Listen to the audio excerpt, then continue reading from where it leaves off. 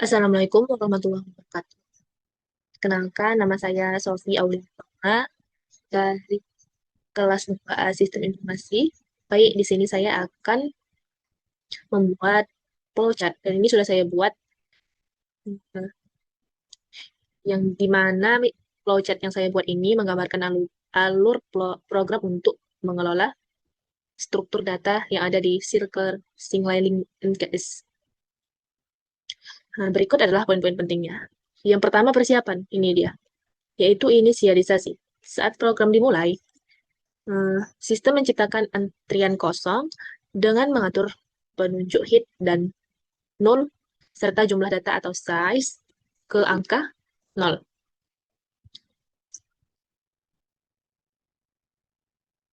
Selanjutnya ada sistem menu. Program menggunakan sistem perulangan. Hmm, Ia akan terus menampilkan menu pilihan 1 sampai 6 dan menunggu input dari pengguna untuk tindakan selanjutnya. Selanjutnya ada operasi antrian. Pilihannya ada 1, 2, 3, 4, dan 5. Berarti ada 1 sampai 5. Jadi pengguna bisa menambah data atau in queue, menghapus data atau dequeue, menggeser urutan serta mengecek elemen terdepan atau front atau melihat seluruh isi antrian atau display. Nah, setelah salah satu operasi ini selesai dijalankan, alur panah menunjukkan bahwa program akan otomatis kembali ke tampilan menu utama untuk menerima perintah baru. Nah, di akhirnya ada terminasi, yaitu keluar. Program hanya berhenti beroperasi dan mencapai tahap selesai jika pengguna secara spesifik memilih opsi nomor ke-6 atau keluar, kelima atau keluar. Baik, secara teknis penggunaan flowchart ini memungkinkan operasi seperti yang dilakukan dengan sangat efisien hanya dengan memindahkan penunjuk head ke elemen. Baik, itulah yang bisa saya sampaikan. Assalamualaikum warahmatullahi wabarakatuh. Menjelaskan bagaimana proses menambahkan data penonton ke dalam circular queue atau antrian melingkar. Yang pertama mulai, lalu input data penonton atau X. Contohnya X sama dengan ISMA, buat node baru atau N. Program membuat node baru untuk menyimpan data tersebut. N data sama dengan X, isi node dengan data yang diinput. Cek kondisi, apakah head sama dengan 0, apakah antrian masih kosong? Jika ya, N, X sama dengan N menunjukkan ke dirinya sendiri.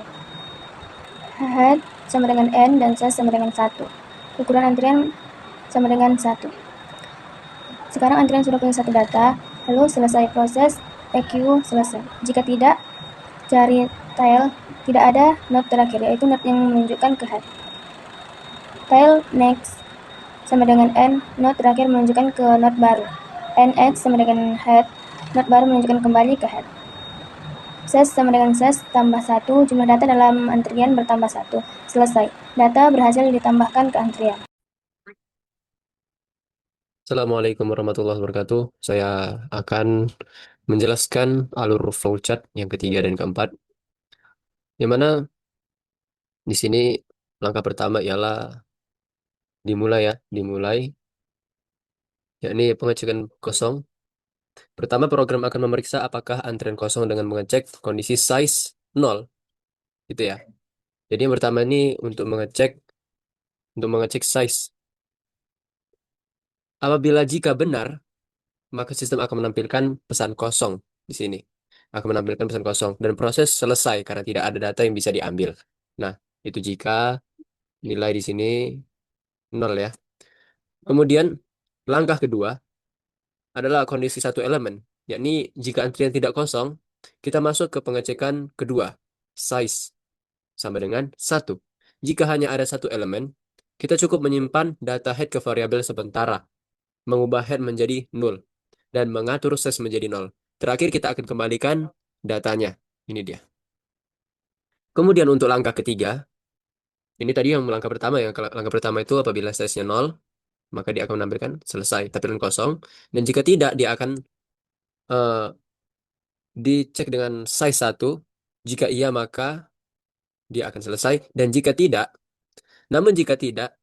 elemen lebih dari satu, kita perlu mencari posisi tile, yaitu node terakhir yang menunjuk kembali ke head setelah ditemukan. Kita geser posisi head ke node berikutnya, yakni head sama dengan head next, agar lingkaran tetap tersambung. kita hubungkan tile next ke head yang baru, lalu kurangi jumlah size. Data yang lama yang sudah disimpan di TMP kemudian dikembalikan lagi sebagai hasil.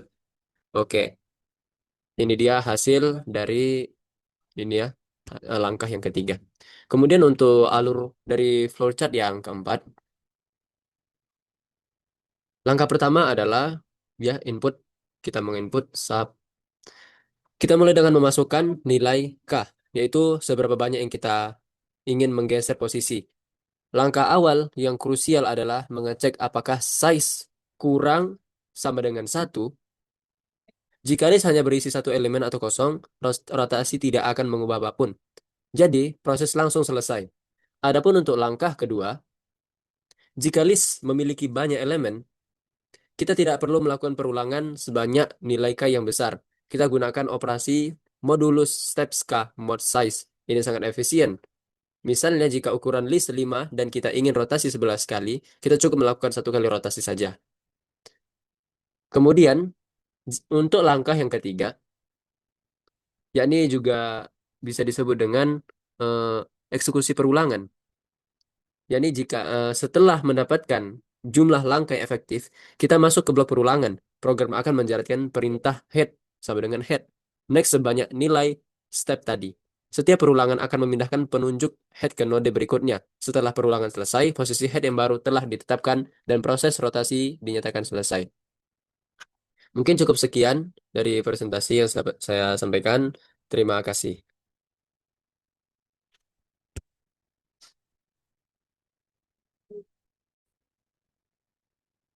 Assalamualaikum warahmatullahi wabarakatuh. Saya Arbian Rizky Aldi. Pada kesempatan kali ini saya akan menjelaskan tentang flowchart front dan flowchart display. Yang pertama yaitu flowchart front. Pada flowchart ini kita membahas proses untuk menampilkan data paling depan atau front dari sebuah struktur data. Biasanya seperti linked list. Langkah pertama dimulai dari mulai. Kemudian sistem akan mengecek kondisi apakah size sama dengan 0. Artinya apakah data masih kosong atau tidak. Jika jawabannya ya atau kosong, maka sistem akan menampilkan pesan kosong. Ini penting supaya user tahu bahwa tidak ada data yang bisa ditampilkan. Namun jika jawabannya tidak, berarti data tersedia. Maka sistem langsung menampilkan nilai dari head data, yaitu data pertama yang berada di bagian depan. Setelah itu, proses selesai. Jadi inti dari flowchart ini adalah mengecek apakah data kosong. Jika tidak, maka tampilkan data paling depan. Selanjutnya itu flowchart display yang berfungsi untuk menampilkan seluruh data. Dimulai dari mulai. Lalu sistem kembali mengecek apakah size sama dengan 0. Jika ya, maka langsung menampilkan kosong dan proses selesai. Jika tidak, maka proses berlanjut dengan menginisialisasi variabel. Tur sama dengan hit dan count sama dengan 0. Di sini, tur digunakan sebagai penunjuk untuk menelusuri data satu persatu. Kemudian masuk ke proses perulangan dengan kondisi count lebih kecil dari size. Jika kondisi ini ya, maka sistem akan menampilkan data pada posisi saat ini, yaitu pure data. Lalu berpindah ke data berikutnya dengan pure sama dengan pure next dan menambah nilai count sebanyak 1 kali. Proses ini akan terus berulang sampai semua data ditampilkan. Jika kondisi count size sudah tidak, maka perulangan berhenti dan proses selesai. Kesimpulannya, flowchart ini digunakan untuk menampilkan seluruh isi data secara berurutan, dari depan sampai akhir. Terima kasih. Assalamualaikum warahmatullahi wabarakatuh. Baik, saya di sini akan membuat kode program. Ini adalah atribut atau variabel untuk menyimpan nama penonton. Kelas ini digunakan untuk menyimpan data penonton. Ini adalah konstruktor yang dipanggil saat objek dibuat. Method ini untuk menampilkan isi objek, dan kalau di print yang keluar hanya nama. Kelas ini adalah pembungkus data untuk linked list, menyimpan isi data yang isinya adalah objek penonton.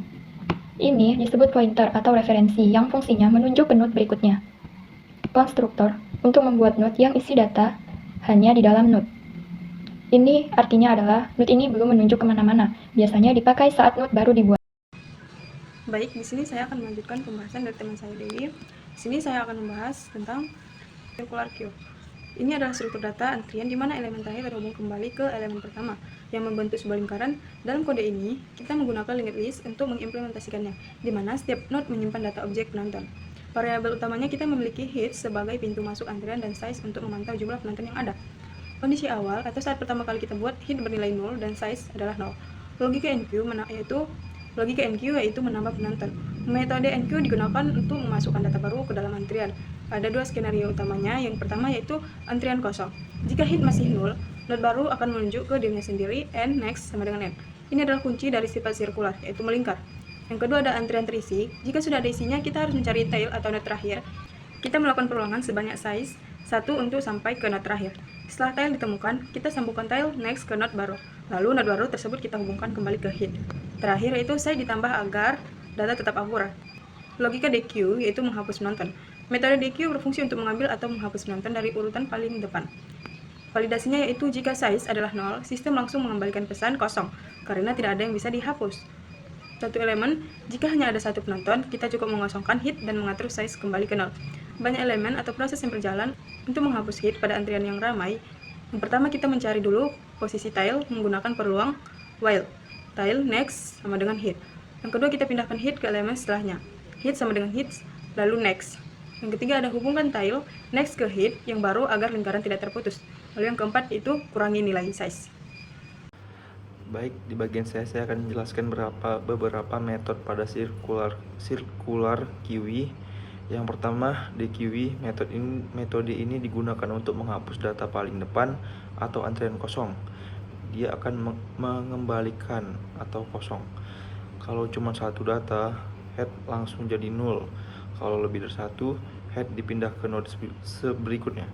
Lalu tali disambungkan ke head baru. Yang kedua, front. Ini untuk melihat data paling depan tanpa menghapus. Jadi langsung mengembalikan head.data. Yang ketiga, rotate. Ini untuk menggeser posisi antrian. Head digeser sebanyak langkah. Jadi urutan antrian ikut berubah. Terakhir, ada display.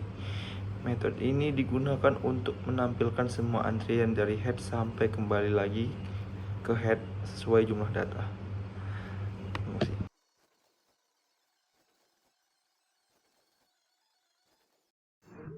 Baik, perkenalkan nama saya Arif Masuri Harahap. Saya akan melanjutkan penjelasan kode program yang keempat. Pada program ini kita menggunakan kelas circular queue untuk menyimpan data penonton. Di bagian kode display terdapat node cure sama dengan head, artinya program memulai pembacaan data dari node pertama atau kepala antrian. Kemudian int count sama dengan 0, variabel ini digunakan untuk menghitung jumlah data yang sudah ditampilkan. Selanjutnya ada perulangan. While buka kurung count lebih kecil size tutup kurung. Perulangan ini akan berjalan selama jumlah data yang ditampilkan masih kurang dari total data dalam queue. Di dalam perulangan ada sistem outprint ln buka kurung cure titik data tutup kurung berfungsi menampilkan nama penonton. Selanjutnya cure sama dengan cure titik next untuk berpindah ke data berikutnya, dan count plus plus untuk menambah jumlah hitungan. Dengan cara ini, seluruh data penonton dapat ditampilkan tanpa terjadi perulangan tak terbatas. Selanjutnya pada bagian main, program dimulai dengan membuat objek. Circular queue sama dengan new circular queue buka kurung tutup kurung titik koma. Lalu kita menambahkan data penonton menggunakan metode NQ, yaitu Dewi, Ismaya, Arif. Setiap data masuk ke dalam antrian secara berurutan. Terakhir, perintah Q titik display buka kurung tutup kurung titik koma digunakan untuk menampilkan seluruh isi Q. Hasilnya, nama-nama penonton akan muncul sesuai urutan masuk. Circular Q adalah struktur data antrian yang bekerja secara melingkar, sehingga setelah mencapai elemen terakhir, proses dapat kembali ke awal. Konsep ini sangat berguna untuk pengolahan data yang berulang, seperti sistem antrian, penonton, tiket, atau layanan lainnya. Setelah kita run, hasilnya nama-nama penonton akan muncul sesuai urutan masuk. Kesimpulannya, program ini menunjukkan bagaimana circular queue bekerja untuk menyimpan dan menampilkan data secara terstruktur, efisien, dan berulang. Program ini sederhana, tetapi sangat efektif untuk memahami konsep dasar struktur data antrian melingkar dalam Java. Sekian penjelasan dari saya. Terima kasih.